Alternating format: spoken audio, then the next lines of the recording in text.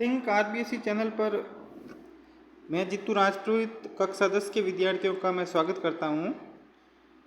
जैसा कि आपको पता है कि इस चैनल पर जो है वो मेरे द्वारा हैंड रिटन नोट्स जो मेरी कोचिंग में बनवाए जाते हैं उसके वीडियो जो है वो मैं अपलोड कर रहा हूं। और इस चैनल पर मैंने जो प्ले लिस्ट बनाई हुई है इसमें इस चैप्टर का जो पार्ट 1 है जिसमें हमने काफ़ी कुछ कल 20 मिनट का जो वीडियो था उसमें कवर किया था। और आज बिना समय गंवाए हम यहाँ से जो है वो शुरू करेंगे।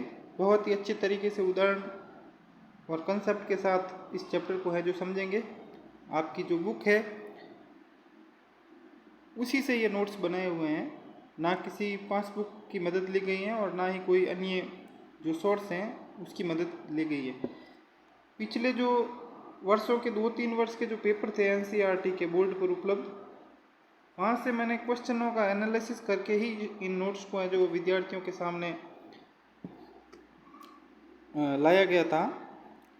तो देखिए, आज सतत पोषणीय विकास, अगर आपने पिछला वीडियो नहीं देखा है तो कृपया इस चैप्टर की जो प्ले लिस्ट है आपको आसानी से मिल जाएगी हमारे चैनल में।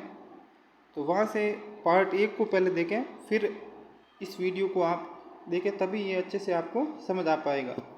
सतत पोषणीय विकास। सतत पोषणीय विकास का आप पहले अर्थ समझते हैं। तो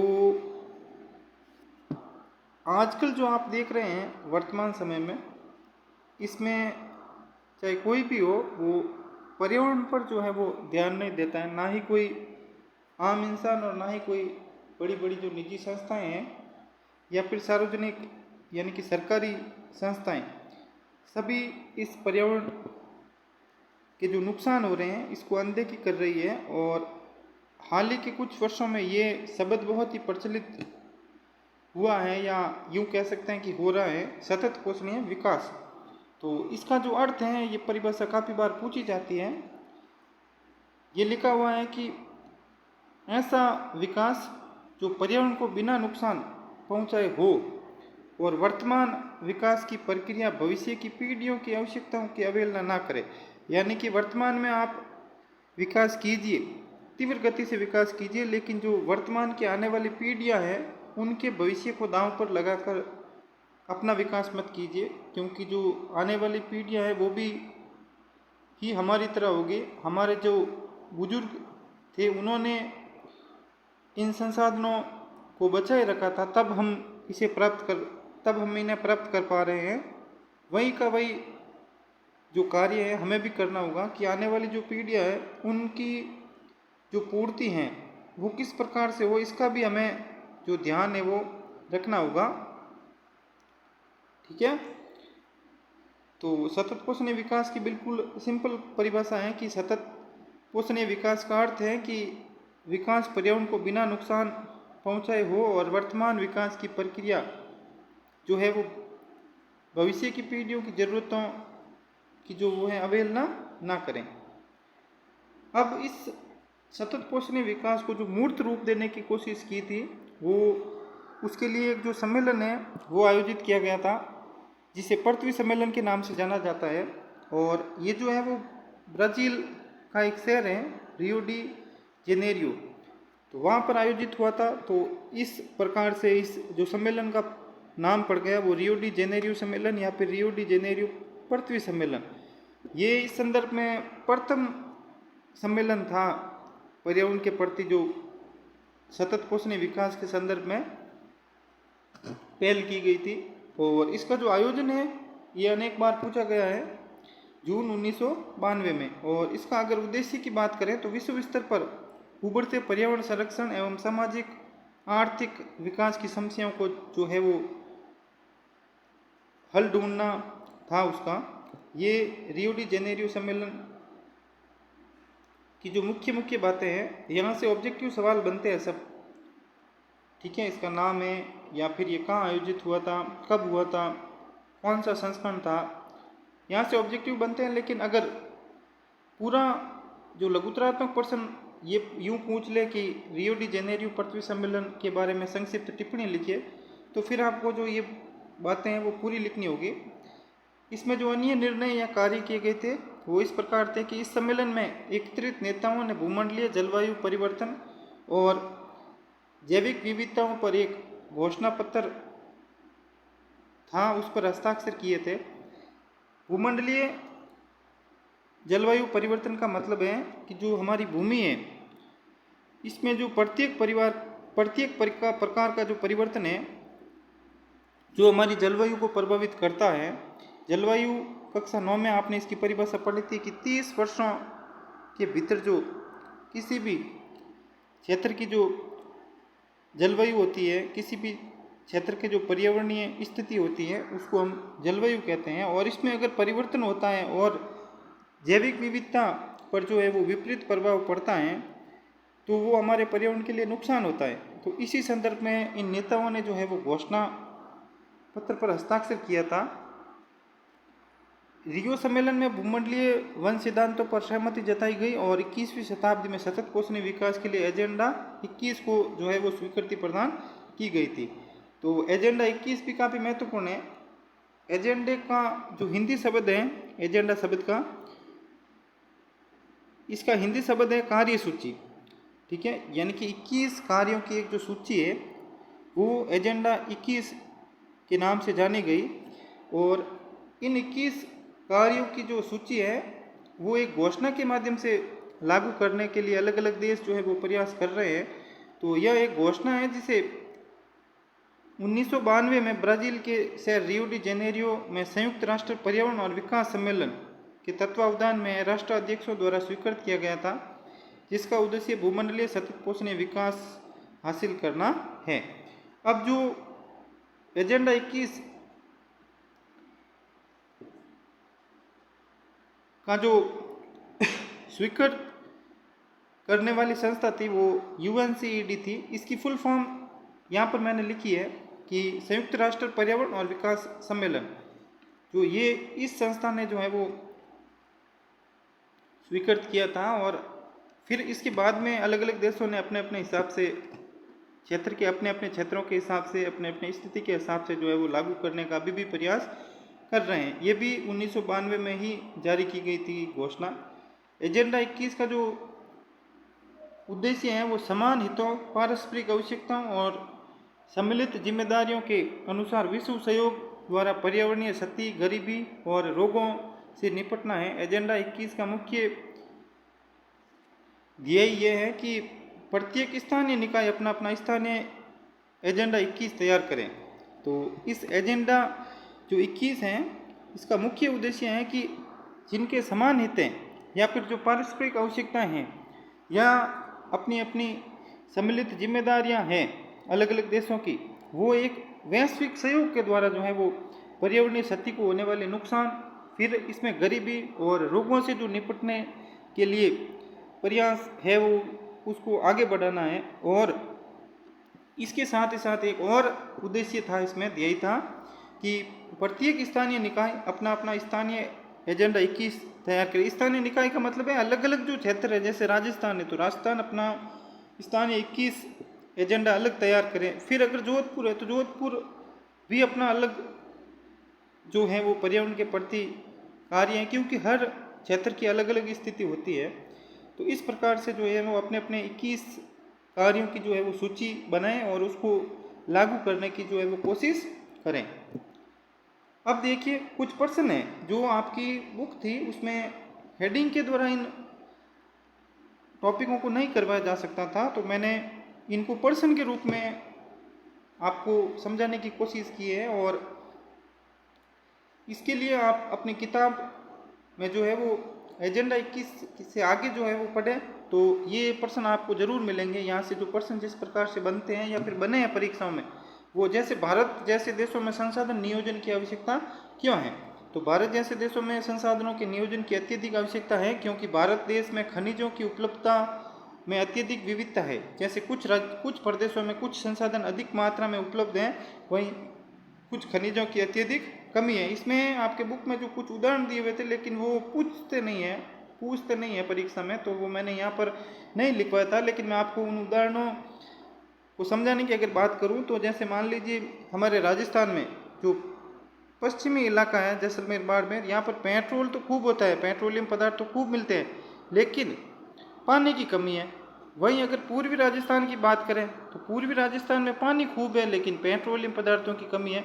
तो इस प्रकार से इसी तरह अलग अलग राज्य हैं, उनमें अपने अपने क्षेत्रों के हिसाब से, जैसे मान लीजिए आपकी किताब में दिया हुआ छत्तीसगढ़, झारखंड और मध्य प्रदेश में जो है वो खनिजों की अधिकता है, लेकिन वहीं पर जो है वो जल की समस्या है थोड़ी बहुत, या फिर इस प्रकार से वहाँ पर अलग अलग जो है वो क्षेत्रीय खनिजों की उपलब्धता अधिक है, लेकिन उन खनिजों की वजह से जो है वो हमारे वहाँ के जो निवासी हैं उनको खूब सारी पर्यावरणीय परेशानियाँ होती हैं, चाहे वो पर्यावरण प्रदूषण की हो। तो इस प्रकार से जो है वो अलग अलग क्षेत्रों में अलग अलग ज़रूरतों के हिसाब से जो है वो कमी या अधिकता हो सकती है इन संसाधनों की। तो इसीलिए जो है वो भारत में संसाधन नियोजन की जो ज़रूरत होती है। अब देखिए यूएनसीडी का पूरा नाम संयुक्त राष्ट्र पर्यावरण और विकास सम्मेलन, वो मैंने वहाँ पर बता दिया था एजेंडा 21 में। अब देखिए संसाधन नियोजन के प्रमुख सोपानों पर संक्षिप्त टिप्पणी लिखिए। ये प्रश्न आया हुआ है 2021 या 22 की बोर्ड परीक्षा में आया हुआ है, या फिर मॉडल पेपर में था, तभी मैंने इसको सम्मिलित किया है। अब देखिए इसके 3 सोपान हैं संसाधन नियोजन के लिए। संसाधन नियोजन की जरूरत हमने अभी थोड़ी देर पहले इस जो परिभाषा है या फिर यहाँ पर जो मैंने समझाया है, इसके बाद में इसके सोपान है, इसकी चर्चा करते हैं। अब देखिए देश के विभिन्न प्रदेशों में संसाधनों की पहचान कर उनकी तालिका बनाना, इस कार्य में क्षेत्रीय सर्वेक्षण या फिर मानचित्र बनाना और संसाधनों का गुणात्मक अनुमान लगाना व मापन करना शामिल है। सर्वप्रथम देश के अलग अलग प्रदेशों में संसाधन है, कौन कौन से संसाधन वहाँ पर उपलब्ध है या पाए जाते हैं, उनकी तालिका बनानी चाहिए। उसके बाद में जो है वो क्षेत्रीय सर्वेक्षण, क्षेत्रीय स्तर पर सर्वेक्षण करना, फिर वहाँ से जो डाटा मिलते हैं उनका मानचित्रण के द्वारा अध्ययन करना, और फिर संसाधनों का गुणात्मक अनुमान है, यानी कि किस प्रकार के संसाधन हैं, उनके क्या क्या गुण हैं, क्या क्या कमियां हैं, उनका अनुमान लगाना, और उसके बाद में मापना कि वो कितनी मात्रा में उपलब्ध है या कितने समय तक जो है वो किस क्षेत्र के लिए पूर्ति कर सकते हैं वहाँ से। इसका सबसे पहले तो होगा कार्य। और उसके बाद में दूसरा जो सोपान है वो है संसाधन विकास योजनाएं लागू करने के लिए उपयुक्त प्रौद्योगिकी, कौशल और संसाधन नियोजन का ढांचा तैयार करना। अब देखिए संसाधन विकास योजनाएं लागू करने के लिए जो है वो सबसे पहले उपयुक्त प्रौद्योगिकी होनी चाहिए, यानी कि आपके पास मशीनरी अगर उपलब्ध है ही नहीं उन संसाधनों को प्राप्त करने के लिए, या फिर अगर मशीनरी उपलब्ध है लेकिन मनुष्यों में या जो कार्य करने वाले व्यक्ति हैं उनमें कौशल का अभाव है, तो फिर वो संसाधन हमें प्राप्त नहीं हो पाएंगे। और इन दोनों की अगर पूर्ति हो जाती है तो फिर जो है वो हमें संस्थागत नियोजन का ढांचा तैयार करना होगा, यानी कि किस प्रकार से कार्य जो है वो किया जाएगा, ये दूसरा सोपान था। अब देखिए संसाधन विकास योजनाओं और राष्ट्रीय विकास योजनाओं में समन्वय स्थापित करना, ये जो ऊपर के 2 पॉइंट हैं, अगर वो आप कार्य कर लेते हैं तो फिर संसाधन विकास संबंधी जो सरकारी योजनाएं हैं, चाहे वो राज्य की हो या फिर केंद्र की, और उसके साथ ही साथ राष्ट्रीय विकास योजना में समन्वय करना, जो राष्ट्र की विकास संबंधी अन्य योजनाएं हैं उन दोनों में समन्वय करते हुए जो है वो संसाधनों का नियोजन करना चाहिए। तो ये 3 सोपान थे, आप इनको जरूर याद करें। अब देखिए किसी भी क्षेत्र या प्रदेश के विकास में संसाधनों के साथ प्रौद्योगिकी का किस प्रकार उपयोग है या फिर किस प्रकार योगदान है वो समझाइए। तो ये भी प्रश्न बहुत ही मोस्ट इम्पोर्टेंट है।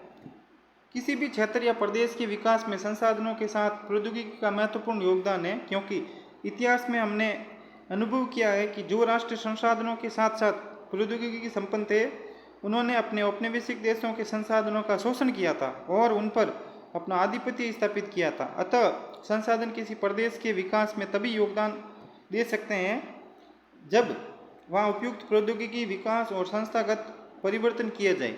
उपनिवेशन के विभिन्न चरणों में भारत ने इन सभी का जो है वो मिला जुला अनुभव किया था। इस पैराग्राफ तो आप इस प्रकार से समझ सकते हैं कि भारत पर जो लगभग 1000 साल तक विदेशी लोगों ने शासन किया था, उन्होंने क्यों किया था, इसके अनेक कारण थे, लेकिन इनमें से एक प्रमुख कारण है जो भारत के लोगों के पास प्रौद्योगिकी का अभाव था। जैसे मान लीजिए अंग्रेजों के पास उन्नत तकनीकी थी, इस कारण वे चाहे कोई युद्ध हो या फिर कोई भी योजना हो, चाहे जितने भी हमारे बड़े बड़े जो आविष्कार हैं, बड़े बड़े जो भारत में कार्य किए गए, जैसे रेलवे का ही आप ले लीजिए, जो भारत में रेल है, प्रथम रेल 1853 में चली थी, ठीक है, ठाणे में। उस समय अंग्रेजों का शासन था, तो उन्होंने अपनी उन्नत तकनीकी जो ब्रिटेन में वहाँ पर थी उपलब्ध, उसकी मदद से भारत में भी जो है अपने काम को आसान बनाने के लिए ट्रेन चलाई थी। ऐसा नहीं है कि वो भारत की जनता के लिए थी, बल्कि उन्होंने अपने स्वार्थ को, यानी कि उनके जो कार्य करने में समय लगता था अधिक, उस कारण उन्होंने जो है वो मालगाड़ी चलाने या फिर अलग अलग कारणों से जो है वो रेल चलाई थी, चाहे सैनिकों को लाने ले जाने के लिए हो, इसीलिए उन्होंने रेलवे शुरू की थी। वही अगर इससे पहले की बात करें तो जो हमारे राजस्थान का एक बहुत ही बढ़िया उदाहरण है, जो है वो खानवा का युद्ध। खानवा का युद्ध 1527 में हुआ था, ठीक है। इसमें महाराणा सांगा और मुगलों की सेना में, जिसमें अकबर था, नहीं सॉरी बाबर था, तो बाबर के पास क्योंकि तोपें थी, जबकि महाराणा सांगा के पास भाले, छर्रे, तलवारें और तीर कमान थी। इस कारण हमारी जो सेना युद्ध कौशल में मजबूत होते हुए भी उस युद्ध में हारी थी महाराणा सांगा की सेना।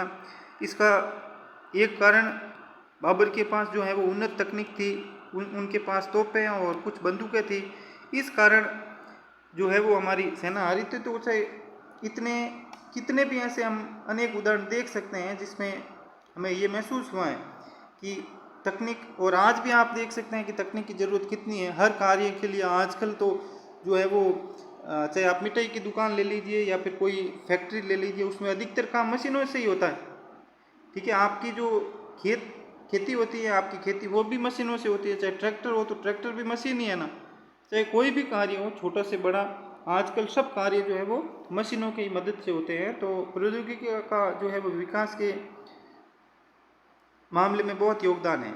अब देखिए संसाधनों के संरक्षण की आवश्यकता क्यों है। अब हमें संसाधन के संरक्षण करना क्यों चाहिए, संसाधनों का संरक्षण जरूरी क्यों है, इसके कारण बताइए।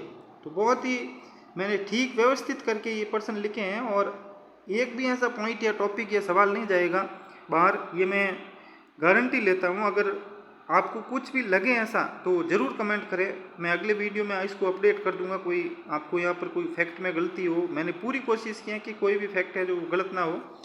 अब देखिए, पहला कारण है संसाधन किसी भी तरह के विकास में अपनी महत्वपूर्ण भूमिका निभाते हैं।